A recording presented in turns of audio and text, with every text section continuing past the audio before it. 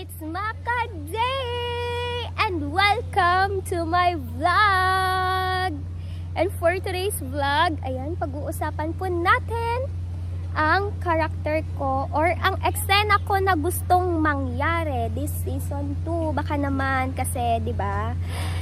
So, ako nga po pala dito si Mayan Toledo and ang gusto ko pong maka-eksena dito, gusto kong gawin ay kasi di ba nga po, yung karakter ko dito sa Maka Season 2 ay sunod-sunuran ako kay Elijah. So, yun pa lang naman.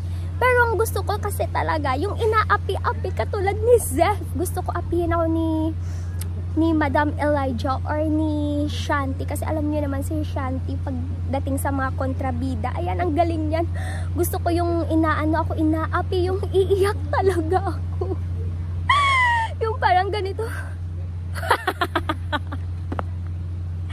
Hindi, seryoso nga po. Yun yung gusto kong kasi parang pag napapanood ko po yung pag nakakapanood po ako ng mga drama, ng mga teleserye, ang dali ko pong umiyak. Kaya gusto kong i-challenge yung sarili ko. Kung dito, pag inaapi po ako, makakaiyak po ako agad. Diba, lalo na yung karakter dito ni Shanti, medyo supladita na dito. Tapos yung madam ko na sunod-sunuran po ako kay Elijah. So, ayun po yung gusto kong maging eksena and gusto kong maka-eksena si Elijah and si Shanti na gusto kong aapihin talaga nila ako. Yung tipong iiyak talaga ako, guys. Ayun.